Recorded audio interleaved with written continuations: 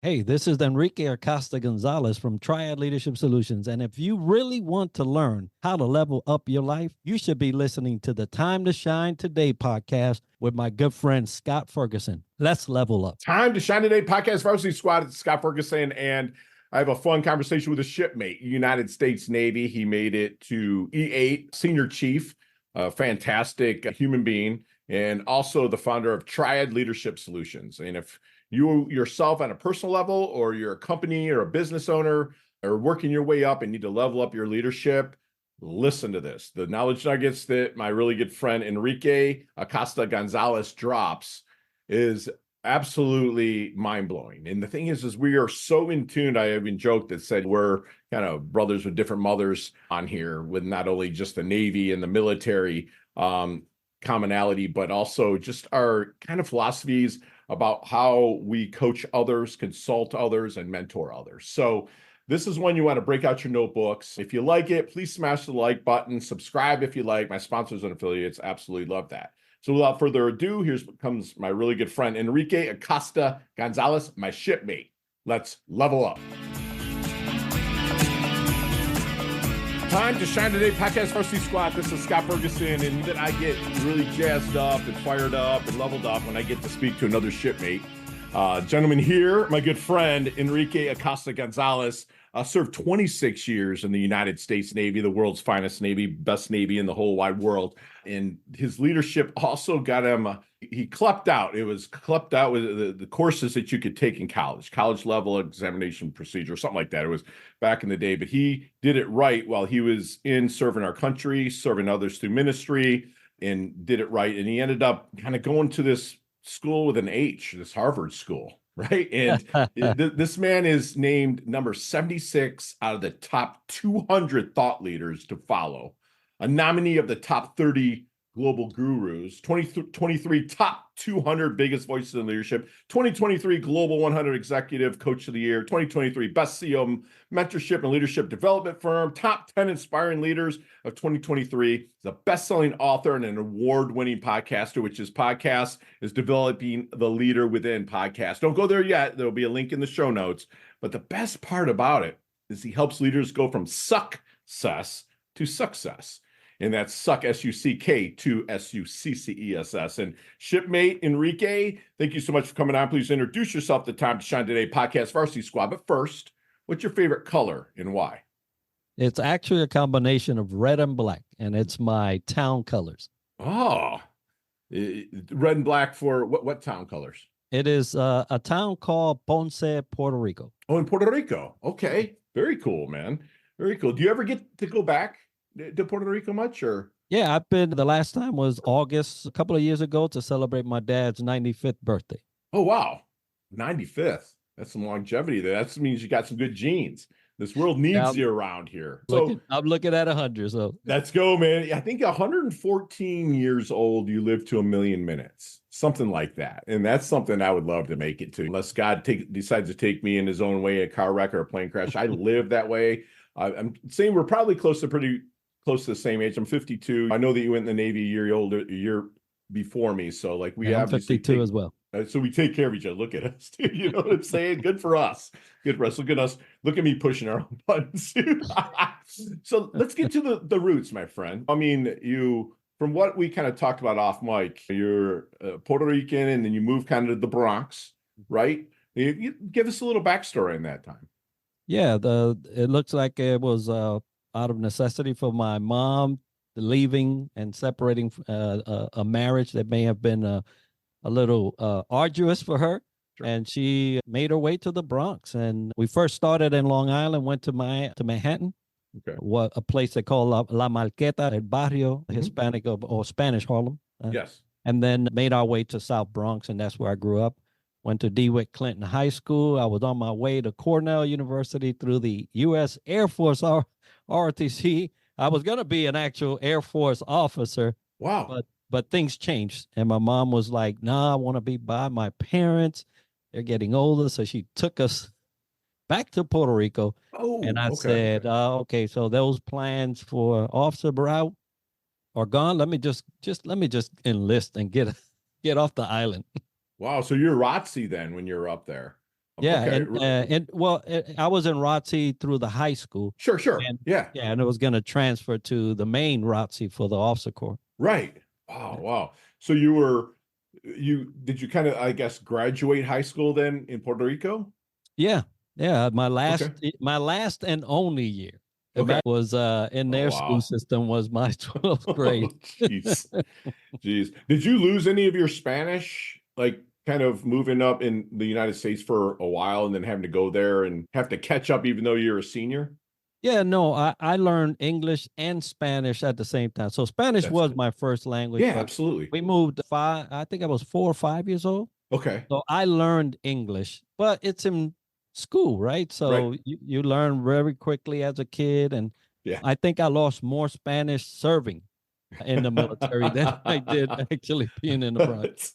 I bet. So you were there in, was it, I've never really asked anybody this before, because you're born in Puerto Rico and you kind of came to the United States and went back. Was it hard to enlist in the United States military? No, No? we're naturalized citizens, meaning Okay. that when we're born, we are just as a citizen as everybody else in the U.S. Love it. Love it, man. So tell me a little bit about the Navy times, man. Like Oh, what, Navy times. Wow. did Yeah, you go to Great that's Lakes or Orlando? Where'd you go to boot? I went to Orlando. So it's funny because my career is considered what would be a bookend career, meaning Okay. I started in Orlando. My first duty station was Hawaii. I ended my last duty station in Hawaii and ended up in Orlando. So a bookend, that's what they call a bookend career. You Yeah. started and you ended where you began. But we was in the same time. I enlisted November 13th, 1989. So at the Okay. end of 89. Hmm. And we went through the same thing, Gulf War, Hmm. several conflicts. Hmm. And the next couple of wars, I kind of participated in because I was on ships at Hmm. during those times. Yeah, yeah. My last one, of course, Afghanistan, and actually 9/11 was what pushed us out there. Yeah. And the USS Iwo Jima, which I was on, Oh, you're in the Eagle. Okay. yeah, and we were the first ARG there on site, and then the war started, right? So we got to see a lot of things. The shock and awe stuff back then, right? Yeah. So let me ask you something. What was the biggest leadership before we move into your company here? What was the Yeah. biggest leadership lessons you really pulled forward from the military? The biggest leadership lesson was that you can fake leadership. Yes, you can. Yeah, you Yeah, can. that'll hit you right between the eyes. Yeah, man. There's a lot of leaders, unfortunately. My first 3 years was very, very brutal to me. Okay. But you learn that there are two types of leaders, ones that play the role and ones that live the role. And fortunately, I was under someone that played the role. Mm. And, but I learned quickly that that was not what I wanted to be. And it actually was the catalyst to me going forward into the career that I'm in now. Gotcha. I got you. Yeah, that is so true. I never really thought about that, but there was a lot of imitators, people just saying what they wanted, or they thought other people would want to say, really not taking the reins. Even if it was something as simple as field day, you remember those, right? Oh, Going yeah. out and cleaning everything and whatnot. And there was never really anybody taking leadership. And that's what's kind of crazy is one thing I noticed is that when I was in boot camp, it was a culture shock for me because I grew up in Detroit, but like a white boy suburb, right? And so when I went in the military and boot camp, there's people in there, I didn't care what color their skin was, but they were like, well, I'm here because the judge said either going to jail or the Yeah, military. So for them to develop leadership out of that, the people that are there just to avoid jail had to have been at that time, because when we're young, we're not thinking about it as much, right? right. We're just like surviving. Right. But now you look back on it like, wow, sometimes I look up, and the Facebook phenomenon back in 05, 06 allowed me to look up a lot of the people that I served with and see where they made. I was pleasantly surprised to see how well, maybe they're faking it online too, but that's crazy. So let's move forward a little bit. You got out of the military after 26 years, honorably done. Senior chief, which squad, like senior chief is one step below as high as you can get, and in the enlisted side. Him and I would have to salute the commission officers, but senior chief's pretty legit, man. So that was congratulations on that. Thank you. But let's get out. You're discharged. You're kind of going through that transition. What's going through your mind? Yeah. What's going to happen? That's what's going through my Yeah. mind. Because you're young. 26 years, right? You're Yeah. young, 20. man. Right. I mean, everything's ahead of you, but it's funny because in relation to the workforce, you're not young.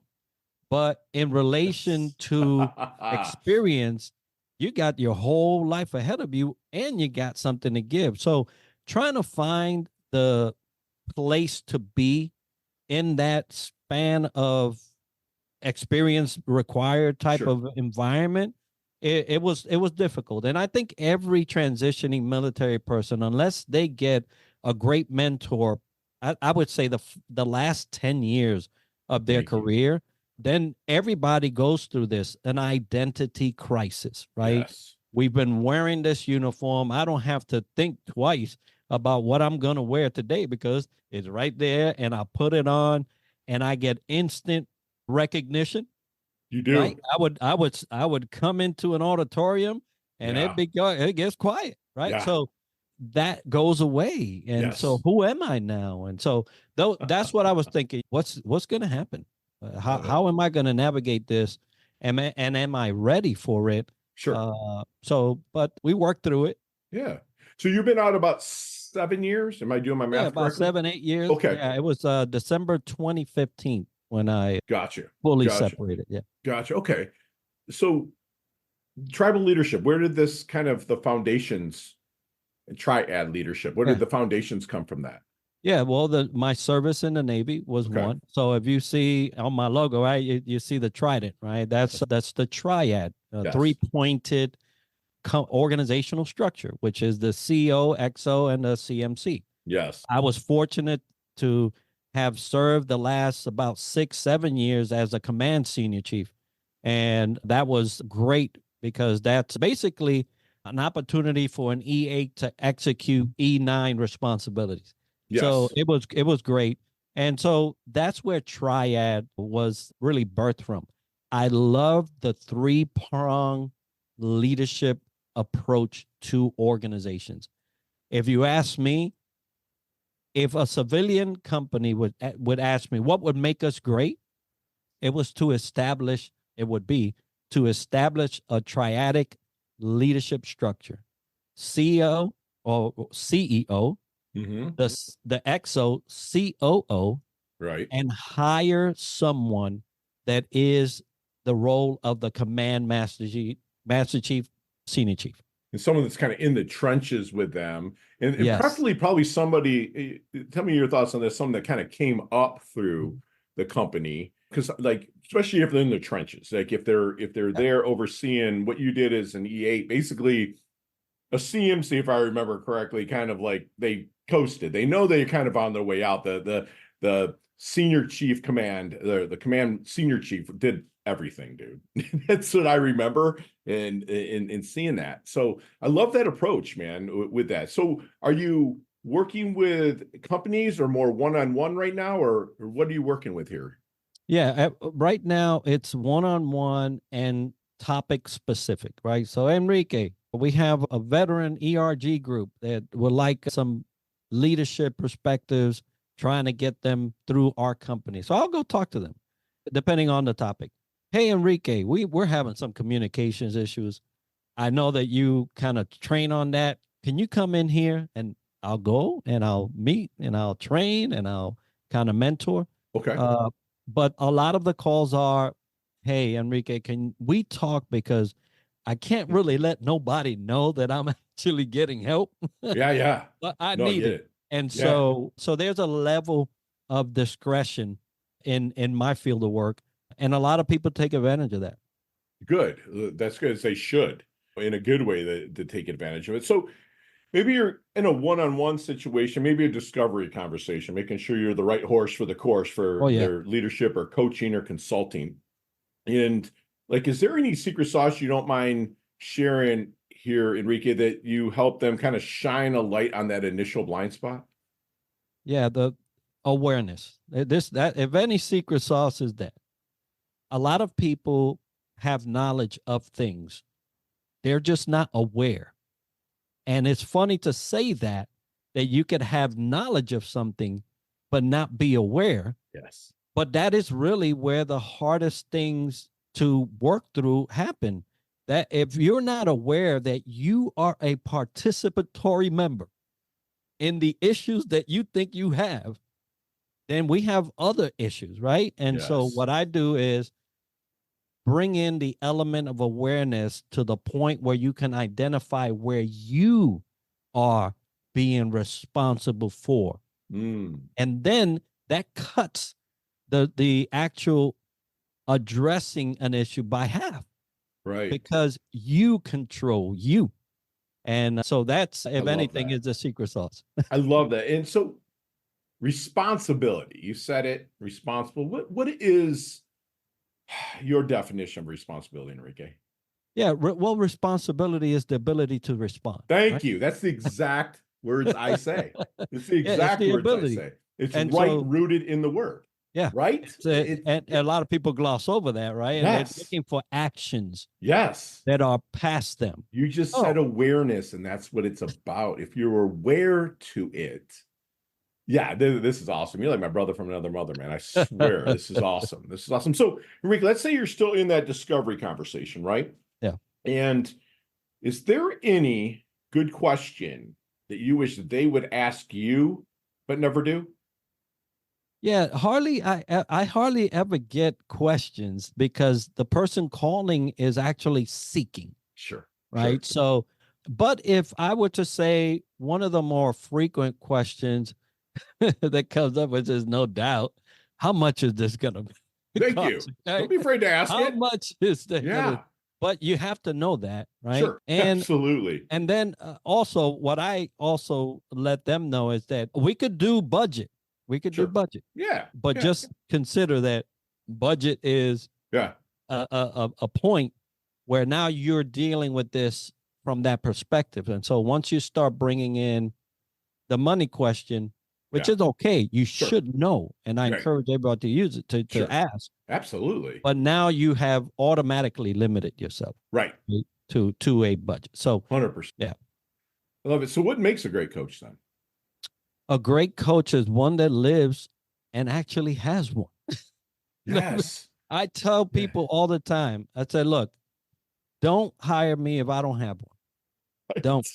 Right. Because I need help too. Yeah. And so you also should have the confidence that if there's anything that I may have trouble with, that I have resources to get the answer. Thank you. 100%.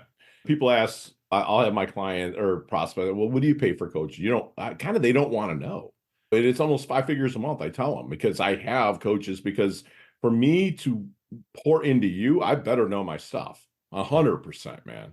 I love that. I love that approach to that. And so would you consider yourself, because I see leadership, like I don't teach too much leadership, or I don't coach too much leadership. I'm a coach. I believe everyone knows what they want. They just don't know how to talk themselves into it. Right. And that every challenge they have, that they have the answer. It's just my curiosity gets it out of them. Right. So are you more of a coach or a consultant, or are you more of a coach-sultant? Yeah. And it's consultant mental. Okay. I love it.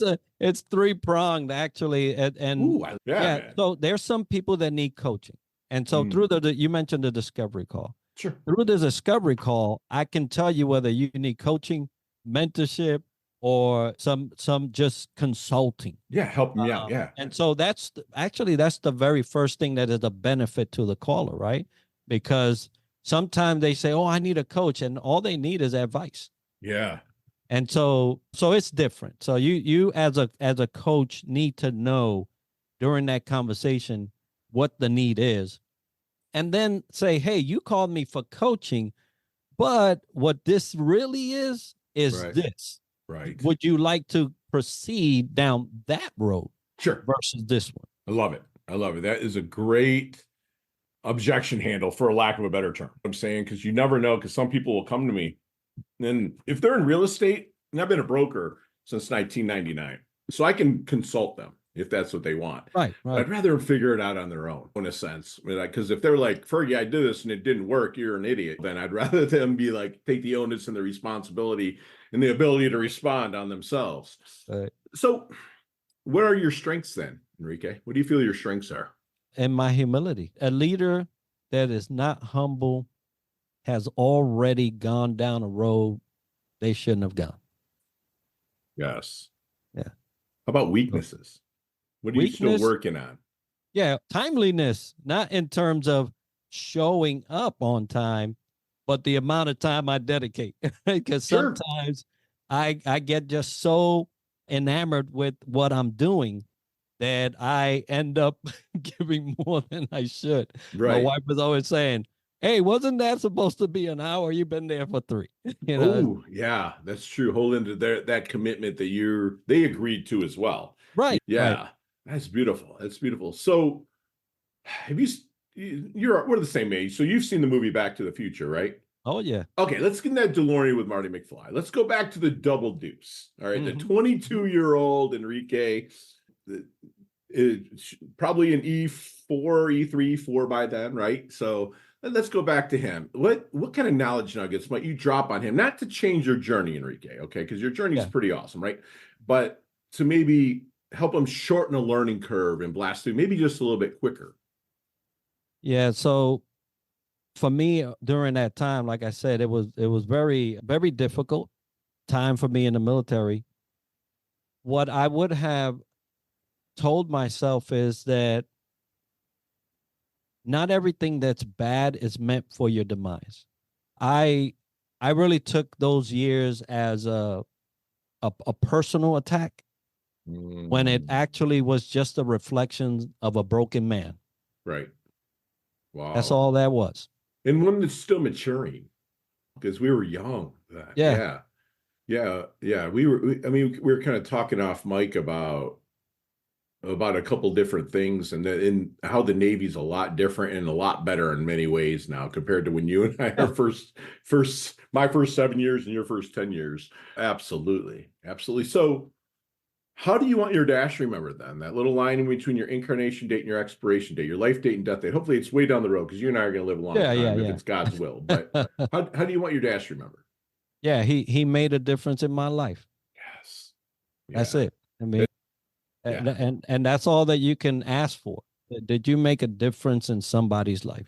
Love that. And that's kind of enough said in a sense. I mean, it's what life's about. I mean, I get up in the morning, I serve nothing but my God and Scott Ferguson for the first 90 minutes. That's it, man. I give myself my first 90 because the rest of the other, it can be 8 hours, it can be 14 hours is about others. So exactly. As long as I'm out there making a difference, I know I have to take care of me. And obviously you take care of you as well. So Enrique, what do you think people might misunderstand the most about you? They might misunderstand. Some people think I'm haughty. Meaning I represent myself in a way that can be confused for haughtiness. Pride. Okay. There's I take a lot of pride. Yeah, in your appearance. Yes. And so yes. But and then how I speak, I've been often told that I leave people behind. Okay. That's fine. Yeah. But like I was mentioning the first 3 years. So the first 3 years, I took the dictionary and I started eating it, like to combat what was coming at me from leadership. Yes. And so what happened was that became a weapon. And then I started using words that they could not understand or even look up. Right. And now I started leaving people behind. But that's why I was mentioning, what can I go back to? I would say, don't confuse those times of trials and confuse it for your demise. Yeah. I had to pick my weapon, right? Yeah. And I almost think a lot of what you said about humility is in that as well, where you learn through the years and experience that you're trying almost not to leave people behind, even though you might be miles ahead of them in maybe intellect or your knowledge, but you're also open to learning, which I've noticed as well. So that's amazing. So anything keep you up at night? No, actually. I'm getting better at that too, man. Yeah. You ever miss the motion of the ships? I do. I'll tell you that right now, man. I miss that. That time, right? But look, when I laid down for the night, I first thank God for the ability to do so. Yes. Not everybody gets to lay in their bed every night. And then I kind of pray around. My wife is with me. I'm not mourning today. Right. My kids are in their rooms. I don't have to worry about what they are. Sure. And I'm in a home. So far cry from where I started, right? Yeah. As a kid. Absolutely. But so those things just put me at ease, and I just go right to sleep. That's beautiful, man. That's beautiful. When you can like let go, right? And know that it's not just it's okay, but there's kind of a higher power that's there for you as well. My God, I'm a Christian guy. So I lean on that. That's beautiful. I've gotten a lot better through help with some sleep studies and stuff like that with friends and holistically helping me. That's beautiful. So what is Enrique's definition of a life well lived?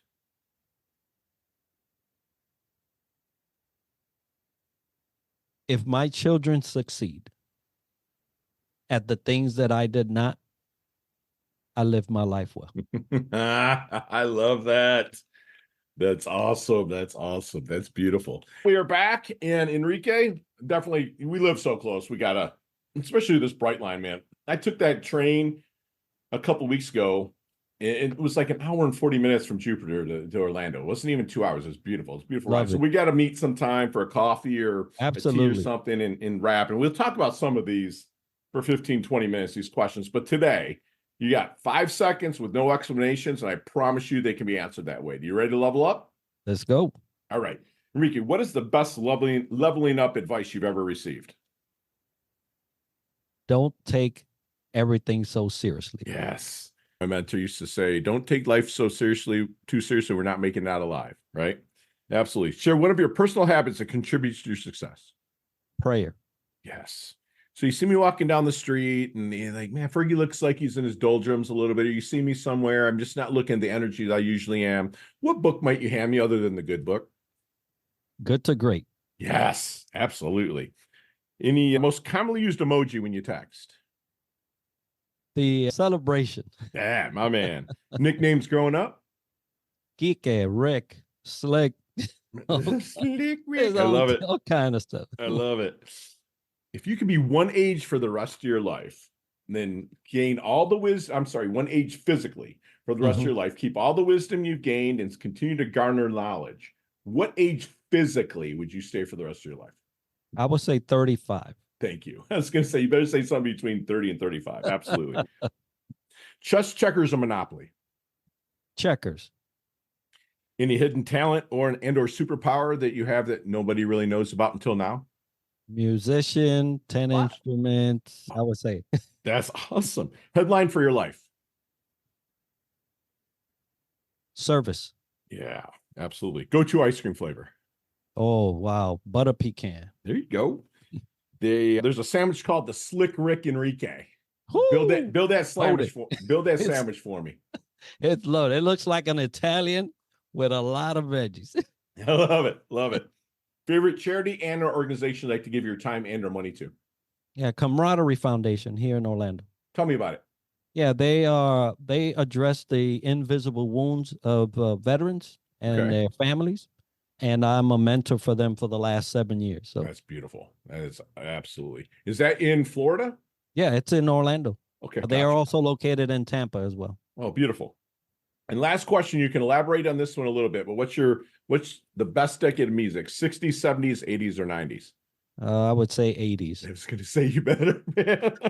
It's like that decade had everything. I mean, it phased out the disco, right? But you had the invasions from like Run DMC and the Beastie Boys, from overseas with U2 and Duran Duran and Men at Work, and like everything. The Big Hair Don't Care, glam rock, metal rock. It had like everything in that decade.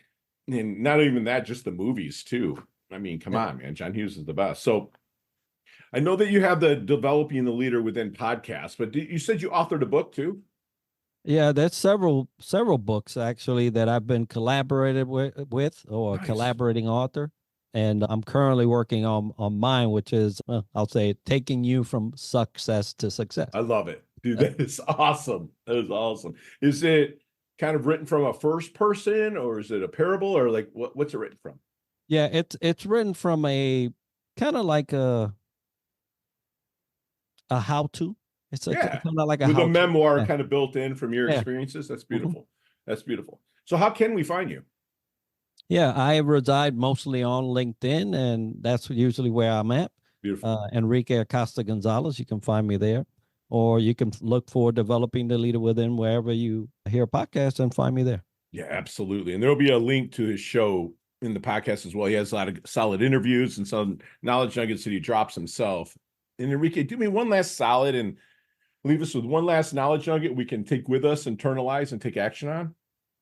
Yeah, life is not as serious as it seems at times. Now, I won't diminish the pain that Sure. comes through a lot of circumstances, but give yourself a chance. Yes. If something's coming up, give yourself a chance. Put the stakes, put the money, put the chips on you. You're the one that has to do that. We can cheer you on, but give yourself a chance. I love that, man. And squad, we just had like a fun conversation with my shipmate, who's become a good friend of mine now, Enrique Acosta Gonzalez. And he reminded us that you can have two types of leadership. One is fake leadership, and then there's one that's real leadership. Don't be the fake relationship. Play the role. Don't play the role. You live the role. Live it. Be the example for people. I love this example with the Triad, the 3 tips with the CEO, the COO, and kind of like a master chief that oversees kind of the workers and all of them communicating with each other in building a business together that's fun and people really want to live and lean into. A lot of people have knowledge of things, he reminded us, but not be aware. Awareness is where the magic happens. And to make that magic happen, you have to participate. You have to get out there and get over it, get after it. Also, a great coach has a great coach or coaches. I know Enrique has coaches, myself have coaches. We lean in and serve the masses, but we also have to have shoulders for us to stand on to be able to see ahead, to be able to give you the knowledge that we have to give you. He's going to be remembered as somebody that has humility and strength, and he does things for the intention, not the attention that I see. He's not like, rah, rah, rah, look at me. I know we all have egos, and he's very confident, but he's not out showing it like he's all of that. A life well lived to him is someone that made a difference, and that if his children can succeed at the things he did not, that is definitely the epitome of a life well lived. And lastly, life is not really as serious as it seems. There's going to be pain that you're going to go through in circumstances, but squad, give yourself grace and space. Take a step back and bet on yourself. And that's what my good friend Enrique does. He levels up his health. He levels up his wealth. He's hungry, yet he's humble. He's a handsome devil. He's earned his varsity squad letter here at Time to Shine today. Thank you so much for coming on, Enrique. Absolutely love your gut, shipmate. No, thank you, Scott, for having me, and thank you all for listening. Absolutely. Chat soon. All right. Hey, thanks so much for listening to this episode of Time to Shine Today podcast, proudly brought to you by Sutter & Nugent Real Estate Excellence, who can be reached at 561-249-7266 and online at www.sutterandnugent.com. If you are a business owner or professional who would like to be interviewed on Time to Shine Today, please visit timetoshinetoday.com/guest. If you like this episode, please subscribe on Apple Podcasts, Google Podcasts, Stitcher, Spotify, iHeartRadio, or wherever you get your podcasts. There's a link in the show notes to our website. Also there, you will see our recommended resources. We hope that you will support our show by supporting them. If you like what you've been listening to, it'd be great if you could just give us a 5-star rating and tell your friends how to subscribe while you're at it. I'm your host, Scott Ferguson, and until next time, let's level up. It's our time to shine.